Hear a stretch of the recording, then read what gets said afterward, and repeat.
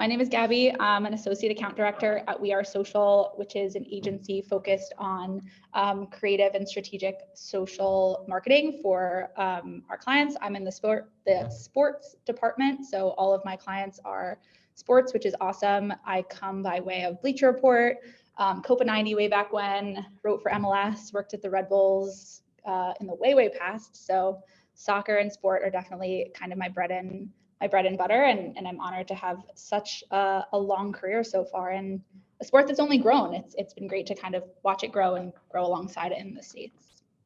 Lots of experience with soccer, and that's especially a sport that has been growing worldwide. What has that experience been like, just watching it keep on leveling up?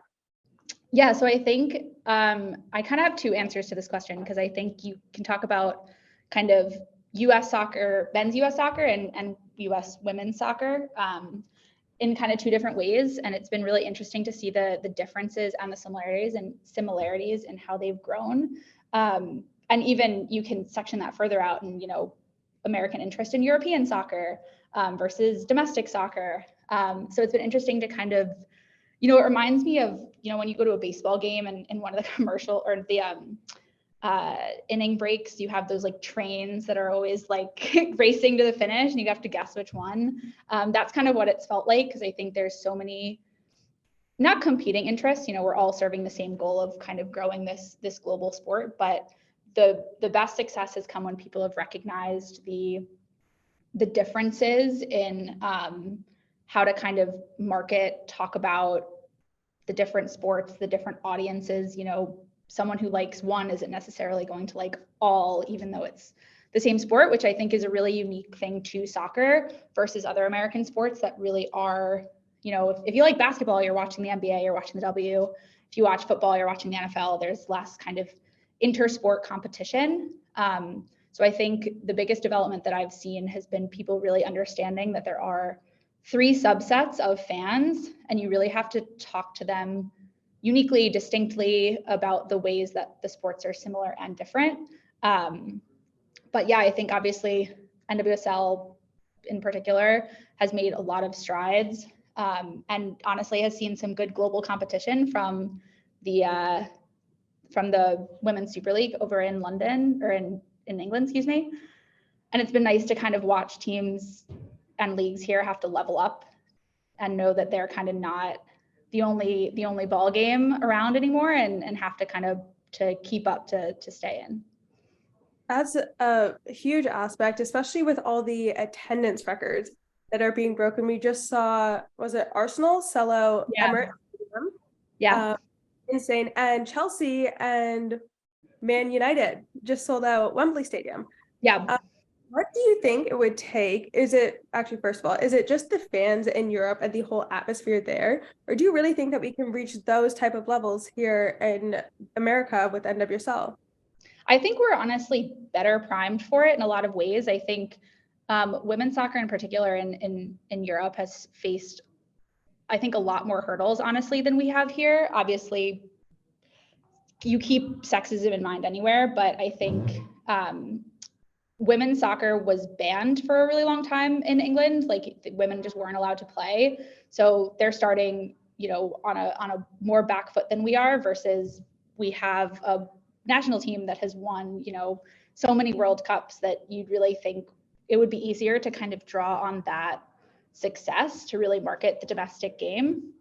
But, I think in some ways it's easier in Europe because people are more primed to like soccer. And as long as they can get over the hurdle of, oh, it's women's soccer, and realize it's the same game, they'll be more apt to watch it. Versus here, I think you're struggling against both sexism and a disinterest in soccer. So it's almost like a double whammy, right? Of reaching people that don't care about the sport, regardless of what gender is playing it.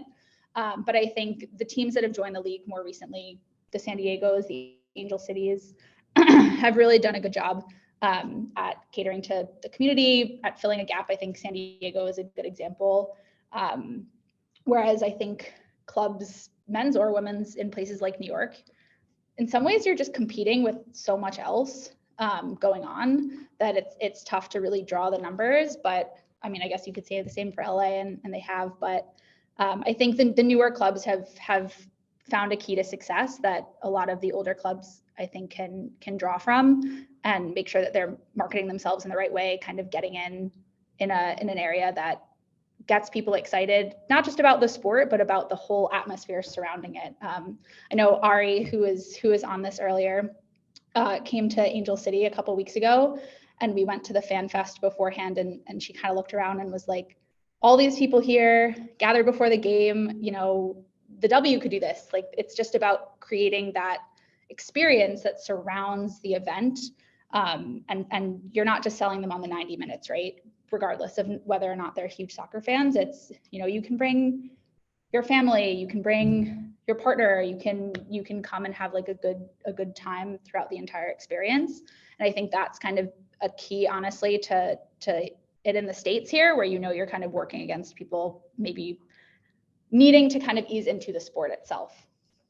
They did that at NWSL championships as well. There was all these activations and it was so fun beforehand. There was even like a whole stage and so many kids, families, there's food, drinks, like literally everything. And I think that is something that is really beneficial. But going back to Angel City, I think Angel City is breaking barriers with what they're doing. And they've been able to really get their fan base and have their fan base be committed and just absolutely ride or die for the teams.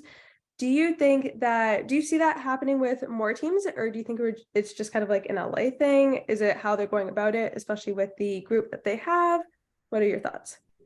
I definitely think it's more than an LA thing. It's funny, when you know, we were at the game, it was my first Angel City game as well, and I think, you know, we were looking around the Fan Fest and everyone there is wearing an Angel City jersey. It's not a ton of LAFC jerseys, not a ton of Galaxy jerseys. You know, it isn't kind of riding the coattails of the other team. It really is like, we are here for Angel City, not, oh, you know, we like soccer, we like LA, kind of, we're showing up. Excuse me. Ooh, excuse me. Yeah, I think that there's definitely ways to crack that code. I think some markets are going to be easier than others. You know, there are places that just, you know, again, back to New York, the two men's teams here aren't exactly breaking attendance records either. So it's not surprising that Gotham isn't either. But I think the places where you are seeing just general interest in the sport, like the Seattles, the Portlands, there is that dual interest. And I think the places you aren't seeing that, it's more of a sport barrier versus necessarily like a gender barrier.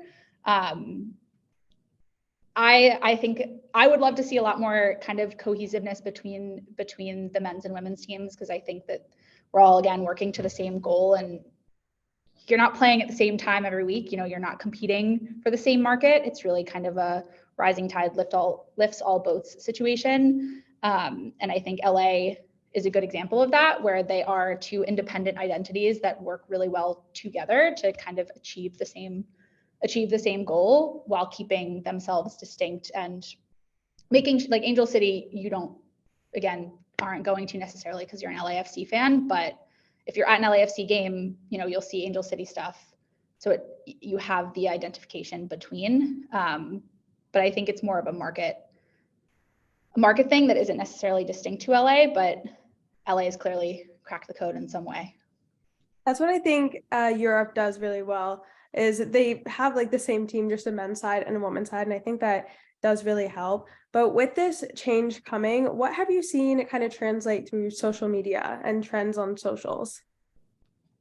In terms of interest in NWSL, or In women's soccer in general.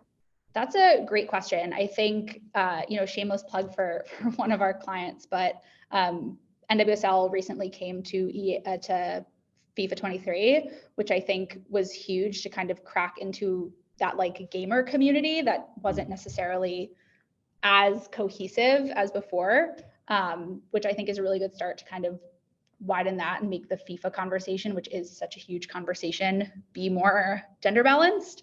But I don't know, it's funny. I think that as far as I see it, and this is just my personal opinion, but I feel like the NWSL community and the other soccer communities there is overlap. Obviously, people like both, but it seems that they are still kind of separate bubbles in a way versus like a full Venn diagram. And I'd love to see more kind of combination, you know, so you're not going to people because they talk about X and not Y. It would be nice to kind of have more people that talked about both, I think, rather than feeling like one needs to be a niche topic of conversation, which, you know, on the other hand, obviously really great to have people dedicated to it because someone has to give them, you know, their flowers and really focus on them in a way that they're not. But I think ideally we get to a world in which there's just equal coverage, right? And you don't need to have people dedicated specifically to it, because that means that the people that are just dedicated to sport are covering both, and it's not treated as kind of a one or the other. That's like the whole conversation with having to put women's sports. Yeah. Even when I tell people I work in sports, they automatically assume it's always a men's team or a men's league, and then you have to add the women's. But we're definitely working towards making that a lot better, and the numbers are showing as well. Now, taking it to kind of from women in sports and a female athlete perspective, how do you think social media is creating more opportunities for them? Yeah, I think that it's really kind of putting the control in their hands, right? It's opening up opportunities and paths that haven't existed. And in some ways, it's kind of the great equalizer. You can be your own marketer, you can tell your own stories. And I think women's athletes are actually a really great example of this. You look at the W, you look at NWSL, these women are putting themselves out there. Like, they're doing TikToks, they're doing Instagrams, like they get it, you know? And I think even on the men's side, you see some, you know, Gen Z men's players kind of getting in on the trends, but they're most likely coached. I think, like, you know, they have agencies that are kind of, okay, film this, do that, post this. Whereas I think women have grown up knowing, like, I'm not going to get my fair share of attention, so I need to put myself out there and I need to make myself known. And I think growing up in the social world has really made it easy for them to say, I'm going to tell my story, I'm going to be who I am. And coming at it from a brand perspective, it's great to go to someone and be like, hey, I want to work with X because they do a great job doing XYZ, you know? And it feels like there's a lot of power in athletes' hands to be who they are and to kind of create their own path. You even see it with, I know you had a whole panel on NIL, but college athletes who can make a name for themselves kind of off the court and open up those opportunities for them early on. And it lets them show that they're more than an athlete, right? I think the whole world is turning towards valuing people off the court. Ilona Maher obviously like went viral during COVID because she was just a funny person that I came across on TikTok, and I was like, oh, she's a professional athlete. Like, I would never have known. And that's what people are really looking for now, is the human side of things. And again, just telling your own story, being able to show who you are off the court is such a valuable opportunity that I think can be really restrictive when you're working within the confines of, I don't know, of the media, of brand deals, of something like that. And this really lets people be who they are on their own terms, which I think is really valuable. It's really cool that you also see that from a team account perspective with, even if it's like asking a question, if there's one person that has a funny answer or people like something about what they did, that person goes viral, then like there's all the attraction towards them as well. And I always find it really important. And I actually had this conversation the other day that if I was an athlete and maybe even I wasn't getting a lot of playing time or I wasn't at the top of my team, I would use socials as much as to market myself. Yeah, I think, and it is, and now it's not just what you do on the field, right? Brands aren't just working with the best players from the best teams because they know who's going to be funny, who's going to be fun, who's going to like have a personality on camera. And I think what I've really learned from working on the side of things is that one doesn't necessarily mean the other, right? You know, having a huge face in your campaign means one thing, but having, you know, maybe someone who does less playing time, but is fun, is engaging, like has something to offer, is more valuable in some ways. And you wouldn't know unless these players had the opportunity to show that. Yeah, of course. And that's always, I think that's going to keep on growing that way, especially like as it's funneling down to college, which is really important. But now I kind of want to go to the grassroots level and youth soccer. What do you think we could be doing better, even in America, well, regardless of where you are, but especially in America, to help push soccer, girls soccer, have them like go through the chain and just have it be accessible to them?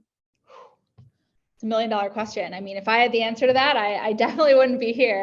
I'd be like CEO of some company. But yeah, I think one of the biggest issues is really accessibility in a lot of ways. You know, more girls are dropping out of the sport, not continuing to the highest level. Hopefully, with the rise of NWSL, in addition to US women's national team, there is a lot of kind of that if you see it, you can be it kind of thing where girls are seeing themselves more represented beyond just the national team as players are, you know, NWSL just becomes more of a viable career choice versus just making the national team. I think we've seen a lot of really long overdue kind of changing of the guard in terms of diversity on the national team as well. The stars that are the main focus of the new World Cup campaign, I'd say, are not the old white faces that they used to be, and the young Gen Z players like the Trinities are women of color, which I think is really valuable because, you know, whatever we say is true for, you know, white girls is always going to be doubly true for girls of color, and we see that with the rates of kids dropping out really young in terms of playing participation. So I think it's a pipeline problem. You know, I think there's fewer female coaches, and maybe girls don't really want to play with male coaches or don't feel like their skills are valued, or they are really getting the best that they can out of a coach who might not understand all of their needs. Especially, you know, I don't have exact stats on it, but I know a lot of girls drop out around puberty. There's a whole set of different issues that come up with that versus men. And if you don't have a coach or a team that is really understanding of that situation or can help you kind of grow within it, why would you want to continue, you know?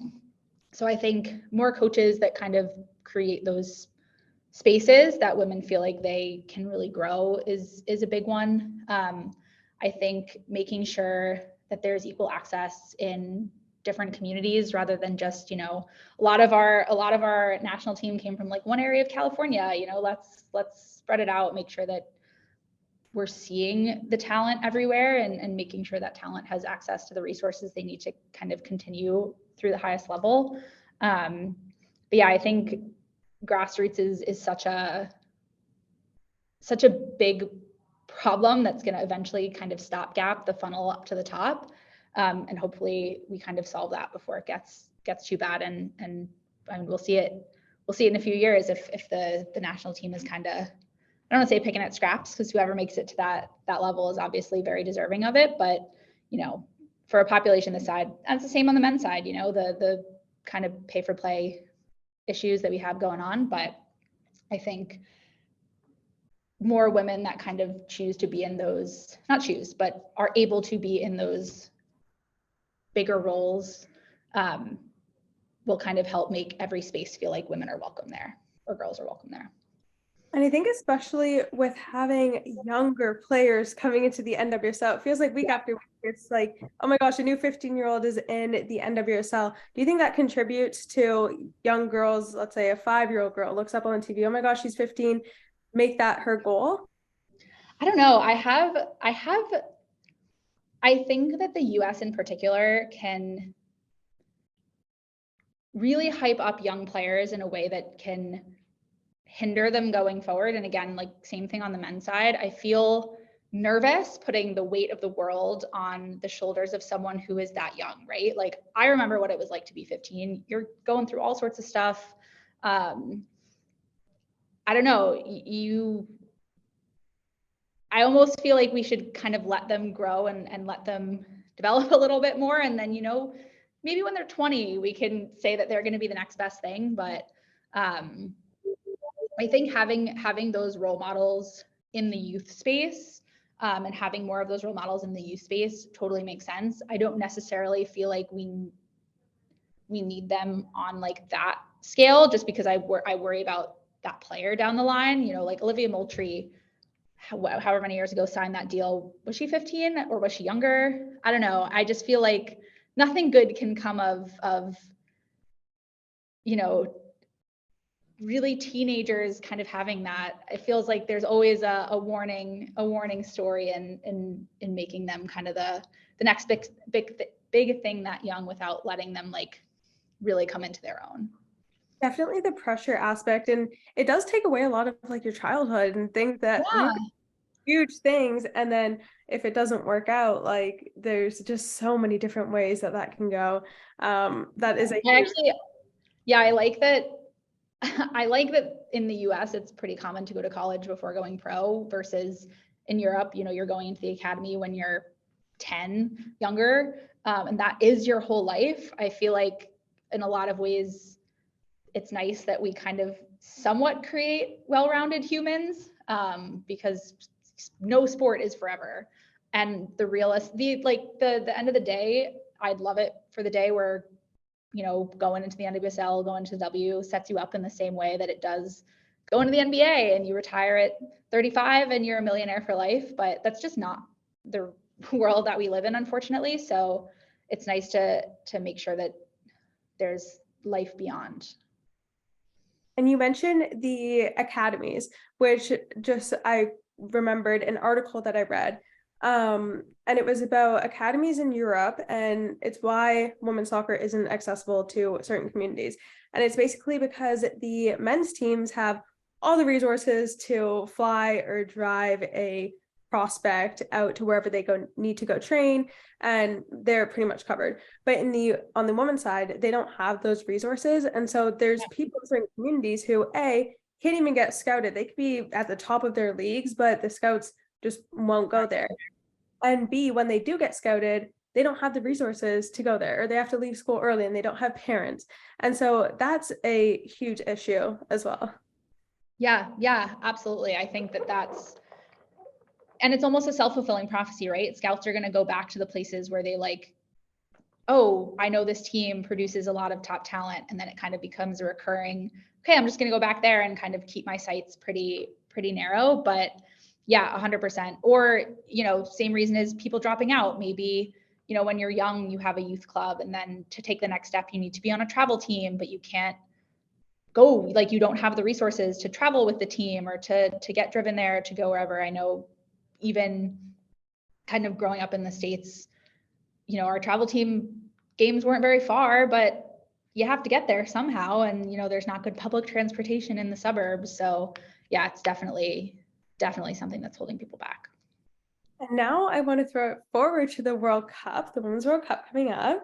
Yep. With your experience and your background, how do you think we can make the most of this Women's World Cup, really showcase them and just make it even as well? I think it'll be bigger than the men's one was, to be honest. But how do you think we could just do the most?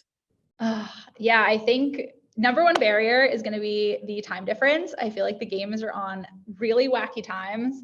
So I'm curious to see how that impacts viewership. But I mean, it might be a little bit late for this conversation, but I think just in general with women's sports coverage, I've seen a little bit more of this year than I have in the past. So that's kind of trending in the right direction. But I think it's so important to focus on these women beyond the World Cup. In the past, I think you've seen a lot of brands scrambling to be like, oh, the Women's World Cup is next month. What are we doing for it? And it's like, if you had invested through the year, then you're not in a rush to do it because you've put in the effort, you've made a name for yourself in the space, or you've put the investment and the value into these women beyond just this one big moment. And I think brands are definitely doing a lot better at that than kind of scrambling at the last minute to find the moment, their kind of corner in this. But I think kind of the biggest way that we can get success out of this is really parity in coverage, right? I think there were a lot of ways in which the US was the team in the past. And US coverage is always going to be focused on that, and I'll be rooting for them all the way. But same thing, as I said before, a rising tide lifts all boats. There's no harm in celebrating the fact that this tournament has come so far and the quality of play across all of the teams has come so far, and recognizing that investment from those countries. In England, obviously going to be a big force, has been a big force, and really just kind of, I think, going beyond the narrow vision coverage and recognizing that, especially as women's soccer becomes more of a global game, right? There's more transfer. England and the US are competing for talent now that the WSL has become such a big thing. Obviously, France's league has some pretty dominant teams. So I think recognizing it as a global game rather than having just a focus on the US is great.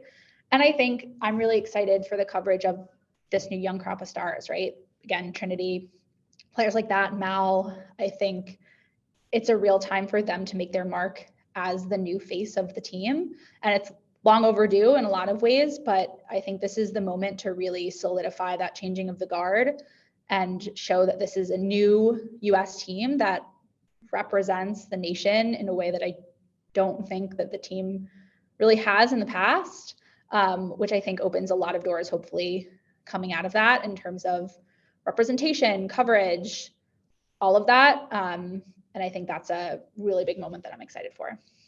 And there's so many different storylines that we're really able to take and amplify, but also amplify kind of based on play to hype it up more. So you have line with the US, you have Team Canada, Australia, they're at home, but they've also been doing a lot of really good marketing too. Yeah.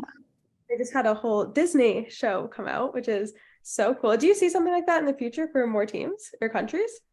Yeah, it's funny.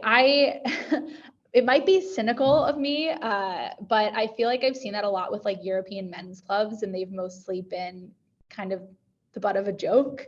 Like I know the Arsenal All or Nothing was like, oh, we're gonna watch them like lose all season, yada yada. So it almost feels like kind of a kiss of death to have that coverage. But obviously for this, more coverage is good coverage, and I'd love to see that. And I think again, women's teams feel much more primed for this because they feel much more open, right? They feel like they're not afraid to be themselves. They're not media trained. Obviously they're media trained, but there's kind of more wiggle room to really show who they are and not be kind of buttoned up and be afraid of kind of what's going to be done or said. Because I think for better or for worse, I'm sure female athletes have heard it all at this point. There's nothing that someone can say in a response that they haven't heard before. And I think it's just kind of gotten to a point where it's like, this is us, this is who we are, we're athletes, like you're either with us or you can get over it, like go touch grass. So it's very raw. And yeah, it's also exciting because there's going to be athletes from other countries who are going to rise up and make their mark on, let's say, North America, or vice versa. So it's really going to be an amazing time, not only for soccer, but for the athletes themselves and socials and the way that they can market themselves. So I'm so excited for that. Do you have any guesses for the World Cup? It's so hard. I feel like England had a huge blow recently with Leah Williamson, I think, getting hurt. All of the injuries are crazy. Yeah, so I think that's going to be a big blow. I'm saving all predictions till the roster comes out. I feel like the US roster is still in some ways kind of up in the air for oddly. But I'll get back to you when I can lay out the numbers in front of me. I'm excited to hear. So thank you so much for joining today. Yeah, thank you for having me.